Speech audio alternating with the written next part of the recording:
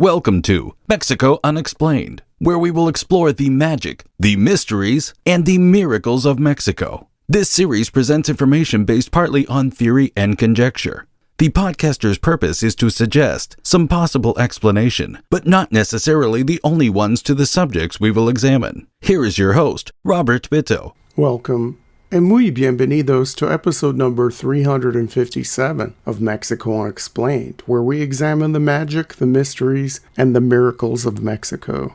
I'm your host, Robert Bitto. It has raised a hellstorm of controversy since the announcement of its construction in late August of 2022, but it seems like Mexico's first temple dedicated to Satan is scheduled to open in March of 2024. The person behind this effort is the Brujo Mayor, or the head sorcerer, in the town of Catemaco, Veracruz, a man by the name of Enrique Martin Perdón. Before making the announcement, Perdón obtained all the necessary permits from the municipality to ensure the successful, problem-free construction of the temple in Catemaco's Paraíso II neighborhood, far away from the city's center. When all the necessary permissions were secured, Perdón and a group of self-described Satanists, witches, and various practitioners of the dark arts laid the foundation for their temple, the first openly satanic place of worship in the country of Mexico. They took water from 7 sacred lakes and 7 enchanted waterfalls nearby and mixed it with the water from the 7 seas to sprinkle on the foundation. The group also made 7 animal sacrifices and spread the blood from these creatures on the building site. In the formal inauguration ceremonies, there were rituals held in candlelight on a makeshift altar for the future temple. Women clad in red leather bodysuits and wearing horns on their heads flanked Enrique Perdón as he called upon the devil to bless their bold endeavor. Parts of this ceremony were filmed, and to an unsuspecting person viewing these clips, this all may seem like a big LARP. Some may think this is a way for this specific group to attract publicity or maybe even draw tourists to the area. However, this is not the case, and the people behind Mexico's first publicly declared satanic temple are dead serious. In the face of overwhelming opposition from local to national levels, the building project is on track to be complete by the target date of the first Friday in March of 2024.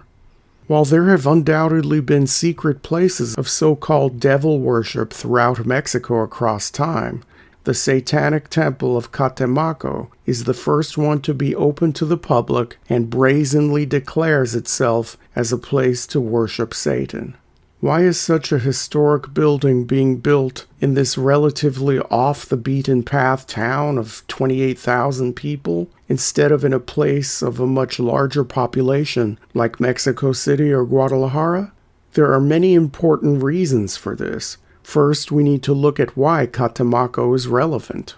The town of Catemaco in the Mexican state of Veracruz is located at a crossroads of geography, time, and space. The name of this lakeside jungle town of 35,000 people comes from the language of the ancient Aztecs, Nahuatl, and there has been debate over its meaning. Some believe it means the place of the burning house, which is not any reference to satanic rituals, but may have something to do with the eruption in pre-Hispanic times of a local volcano called San Martin. Another interpretation claims that the word Catemaco is a corruption of the Nahuatl words Cal Temactli, which loosely means house or houses given to others. Long cut off from the rest of Mexico, the railroad first came to Catemaco in 1912, and roads connecting it with the rest of the state of Veracruz were only built in the 1950s. Catemaco's remoteness and its seemingly indifferent attitude towards the outside world allowed for the development of a unique ambiance in the town. From pre-conquest times, from probably before the Aztecs gave the region its name, The area has been known as a place of magic and sorcery. The arrival of successive waves of people to the area has added to the magical nature of Catemaco. While still mostly indigenous in the century or so after the Spanish arrived in Mexico, the area began to receive escaped slaves, and along with them their African belief systems and cultures. When European civilization caught up with Catemaco, the Spanish introduced Catholicism to a population that was a blend of several native groups and various African nationalities. The already established class of chamanes, or sorcerers, in the town then incorporated Catholic saints and rituals into their magical practices. In addition to the more occult and spiritual aspects of the town, the area has long been a center for herbalism, as many different plants with curative properties grow abundantly in the jungles surrounding the town of Catemaco. Cures combining different plants and plant extracts have provided relief for hundreds of different ailments, and the indigenous medicinal plant wisdom runs deep. Over the years, the herbalist traditions have melded with the overlapping spiritual belief systems found here. Centuries later, the blend of traditions is often hard to trace, but most recognize that what is happening in Catemaco is very powerful and unique to the region. The locals have recognized this too, and in the late 1960s and early 1970s, they began putting on festivals to celebrate their magical traditions. To outsiders and to those people in the town who consider themselves to be mainstream Catholics, all the so-called sorcery and the mixture of indigenous and Afro-Mexican religious practices seemed borderline demonic. As a result of this reputation, more practitioners of what has been called black magic have gravitated toward the town. Every March, Catemaco has its annual festival originally called the Congress of Sorcerers, rebranded in 2008 as the Festival of Magical Rites, Ceremonies, and Handcrafts. The event is coordinated by Catemaco's Council of 13, which is a group of the 13 most powerful magicians and sorcerers in the city, led by Enrique Berdón.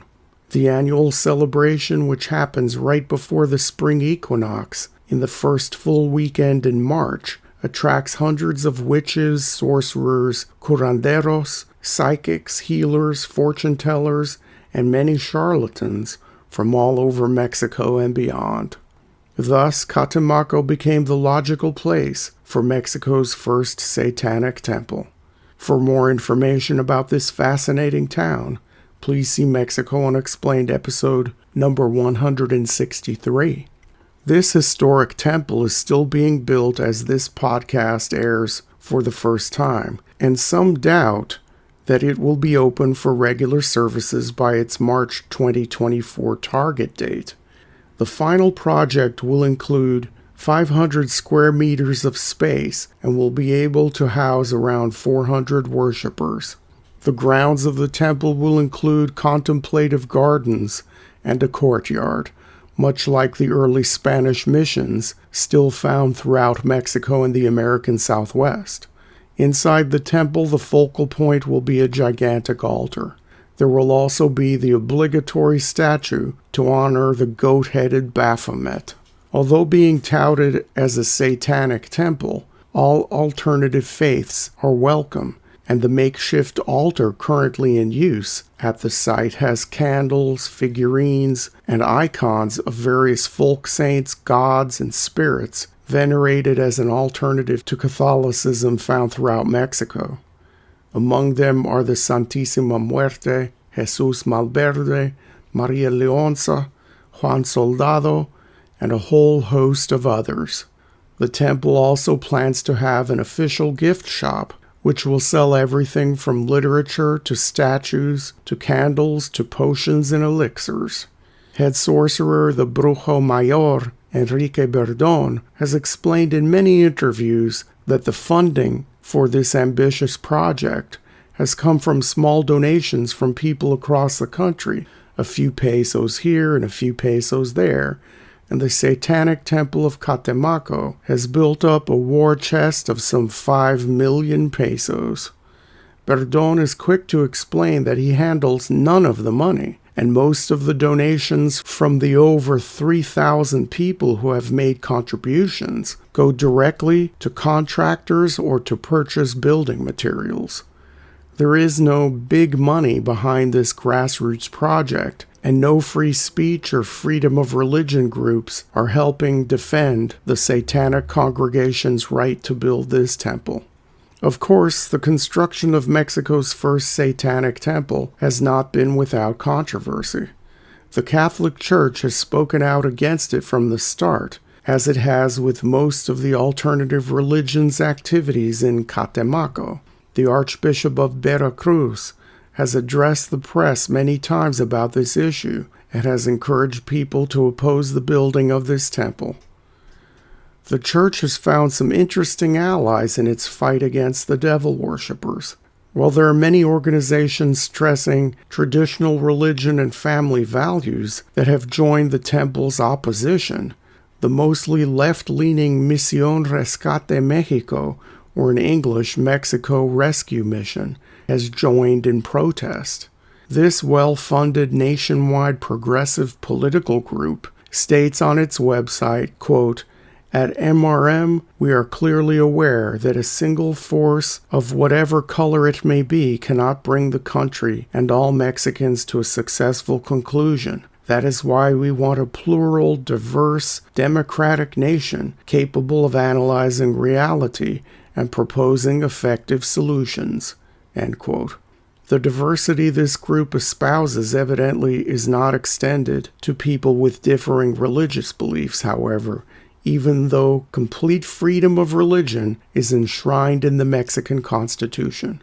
Adriana Franco Sampaio, representative of Misión Rescate Mexico, Jalapa, Veracruz headquarters, stated that, quote, "What is intended is to stop the construction of the temple because we know that it is something harmful to society, and that this space should not be built because it could be used improperly or to attract negative things." End quote. Franco's group spearheaded a petition online through the Citizen Go platform to try to stop the building of the temple. They received tens of thousands of signatures, but nothing came of it because the founders of the Satanic Temple went through the long and arduous Mexican bureaucratic process to get the permits and licenses for the building of their project and left no legal stone unturned. The Satanists have not violated any laws, and as was mentioned earlier, the Mexican Constitution guarantees freedom of religion. The petition went nowhere. So the project is moving forward, despite incredible resistance. While head sorcerer Enrique Perdón assures any critics that his intentions are benign, some believe that the temple will bring bad energy to the town, or will serve as a portal to the netherworld or worse.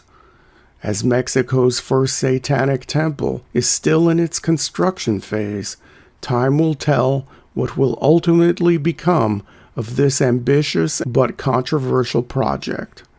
Thank you once again for listening to another episode of Mexico Unexplained. Remember to like and subscribe to us on YouTube and follow us on Twitter. Tell your friends by sharing these shows with others. Please go to our website, MexicoUnexplained.com, for references, illustrations, and for free access to transcripts of past shows. Please visit Amazon.com to purchase the books Mexico Unexplained and Mexican Monsters to get hard copies of the magic, the mysteries, and the miracles of Mexico. We appreciate your kind attention once again. Until next time, thank you and gracias. Thank you for listening to another episode of Mexico Unexplained with host Robert Bitto. For show summary, relevant links, and commentary, please check out our website at mexicounexplained.com. Like us on Facebook and be a part of the conversation. Adios and hasta la vista.